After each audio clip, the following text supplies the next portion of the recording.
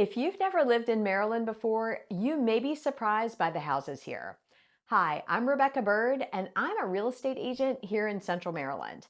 And I've helped tons of families relocate to Maryland from out of state and even overseas. I've asked a bunch of clients what they wish they knew before moving to Maryland, and I was surprised by some of their answers. As someone who's lived in the area most of my adult life, everyday things about living in Maryland and the lifestyle here are not as common to people who are new to the area. So I've compiled a list of some of the top things you need to know before buying a house in Maryland. The first thing to know about buying a home in Maryland is that many of the houses are located in a planned development community. These communities usually consist of 25 or 100 homes, all located in one neighborhood with one or two entrances coming in and out of the development.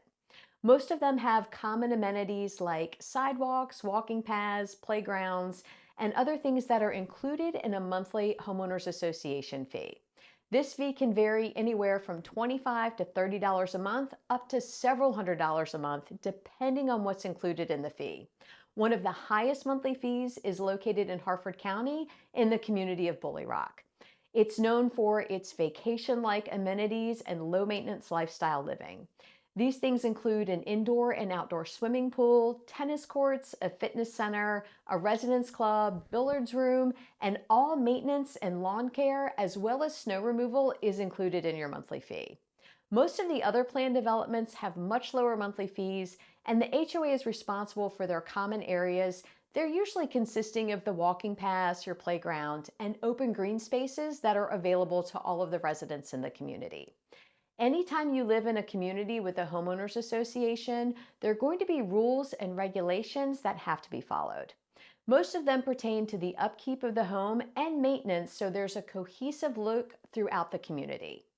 Now, this doesn't mean that you can't make modifications to your home.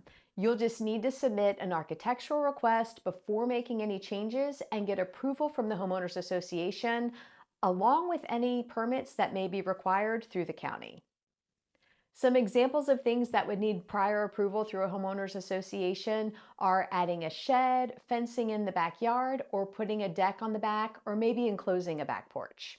Many people appreciate living in an HOA and the security of having a regulation that will ensure the upkeep of the neighborhood and help protect property values. However, if you're someone who likes to work on cars, or you have a camper or a boat that you want to keep at the house, or maybe you run a small home-based business where you have equipment like landscaping, or if your dream home is one where you can have chickens or a horse, a house in a planned community is probably not going to be the right fit for you. Another surprising thing for someone who's not used to living in a planned development is the time that it takes to get in and out of the neighborhood, especially if you're coming and going during normal commute times. The overall population has increased in this area like most places in the country. And many of these neighborhoods were developed when there were fewer people surrounding the areas, and now the roads have become more congested getting in and out of the neighborhoods. Now, there are plenty of options to live in Maryland where you can have a single family home that is not part of a homeowners association. Most of them sit on lots that are anywhere from a quarter acre to several acres or more. These properties are going to be located outside of the main cities, and they may have more of a commute depending on where you're going to be traveling for work. A lot of my clients have remote work options, or they telecommute several days a week, so the distance to and from their employer is not as much of a factor as clients who are required to be in the office throughout the week. The style of houses in Maryland can also be a surprising factor to a lot of clients I work with who are relocating from other areas of the country, especially if they're used to one-level living.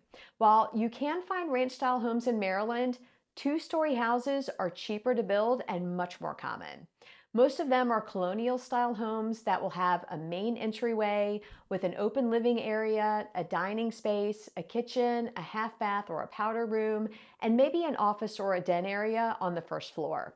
Some villa-style houses or Cape Cods will also have a bedroom and a full bathroom located on the first floor. The upstairs second floor is where you'll find the bedrooms along with a full bathroom, and some will have a primary bedroom with an ensuite bathroom.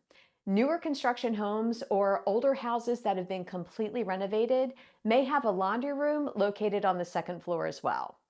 Since there are fewer ranch style houses, there's a higher demand for them. And if you're looking for one, be prepared to move quickly when it comes on the market in your search area. An alternative to consider is a carriage style or a villa home where you'll find a primary bedroom en suite located on the first floor. Another thing to know about houses in Maryland is that many of them have basements, most of which can be finished and used as additional living space. Some of the houses here will have a full basement that consists of the complete footprint of the home that can add a significant amount of living space to the total square footage. Lots of these homes are built on a slope where the front is at street level and the back of the basement is partially or fully above ground level. These basements will have a walkout or a walk up to the backyard and lots of windows that allow natural light to come in. A lot of clients move to Maryland and they hear the word basement and they think of a cold, dark, musty root cellar, and that's just not the case for most of the basements here. Some houses here in Maryland will have additional bedrooms in the basement, game rooms complete with a bar and pool tables, or even an efficiency style apartment setup with a mini kitchen. It's important to keep an eye out for a basement when you're looking at houses online because some of them in your price range may appear to be too small, when in fact, if they have a fully finished basement or lower level, you can add that into the total square footage and it may be the right fit for you. Make sure you're paying attention to the above grade square footage as well as the lower level finished square footage. Put those together and that will give you the total living space of the house. It's common for basements here to also be partially finished, so you'll have a laundry room and extra storage on one section and then a finished part of the basement on the other side. Now, keep in mind that not all basements are created equal here in Maryland, and historic homes in cities like Havre de Grace may have more of a crawl space or a very low ceiling basement that's not suitable to use as living space. I also want to touch on a few things to note about living in Maryland in general. The first one is the climate and the changing seasons. There's something about cozy sweater weather around the holidays making everything feel festive. And then just when I'm tired of feeling like I'm freezing all the time, spring arrives right around the corner with beautiful magnolia trees and tulips blooming when everything starts to wake up. And there's nothing like warm summer days walking to the farmer's market or hopping in the car to spend the afternoon on the Eastern Shore. And then just when I'm sick and tired of the muggy, dreadful summer humidity, the leaves start to change and everything is beautiful heading into fall. Maryland has some of the best parks and trails to explore to take in the fall. Then the winter comes and we start all over again. The second thing I wanted to point out is the small town charm in many communities in Maryland.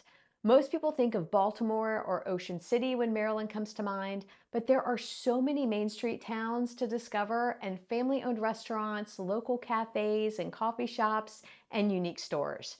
People who live in Maryland love living here, and we welcome newcomers to the area. What are some of the things that you've noticed about living in Maryland? I'd love to hear your thoughts and comments below.